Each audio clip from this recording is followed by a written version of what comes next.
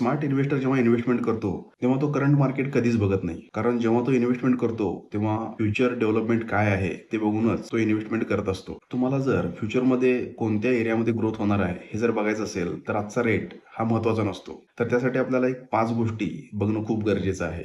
Road connectivity, नवीन road, highway connectivity, नवीन काही प्रोजेक्ट सुरू होत असतील तर त्या एरियाची फ्युचर ग्रोथ किंवा डिमांड ही वाढू शकते. नियर बाय डेव्हलपमेंट, जिथे इन्व्हेस्टमेंट करणार आहात त्याच्या आजूबाजूला नियर बाय डेव्हलपमेंटमध्ये school, colleges, hospitals, malls, commercial projects किंवा एखादी न्यू सोसायटी डेव्हलपमेंट होत आहे का, तर तो एरिया फ्युचर ग्रोथ झोन असू शकतो. पॉप्युलेशन मुवमेंट, यामध्ये आपल्याला लोक शहराच्या किंवा सिटीच्या कोणत्या भागामध्ये शिफ्ट होत आहेत ते ऑब्झर्व करणं खूप महत्वाचं आहे.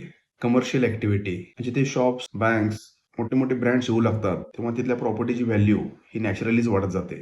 लँड अवेलेबिलिटी, जेव्हा सिटीमध्ये लँड कमी होते तेव्हा ऑटोमॅटिकच सिटीच्या आजूबाजूचा जो एरिया आहे आउटस्कर्ट, नॅचरली डिमांड ही वाढू लागते. सांगलीमध्ये सुद्धा असे काही एरिया आहेत जिथे फास्ट डेव्हलपमेंट सुरू आहे आणि स्मार्ट इन्व्हेस्टर हे आधीच फ्युचर लोकेशनवरती फोकस करून बसलेले असतात. रिअल इस्टेटमध्ये इन्व्हेस्टमेंट करणार असाल तर प्रॉफिट हे आजच्या मार्केटमध्ये तुम्हाला मिळणार नाही. तुमचा फ्युचर विजन असणं खूप गरजेचं आहे.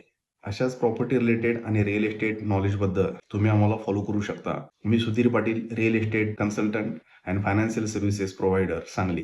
थँक्यू.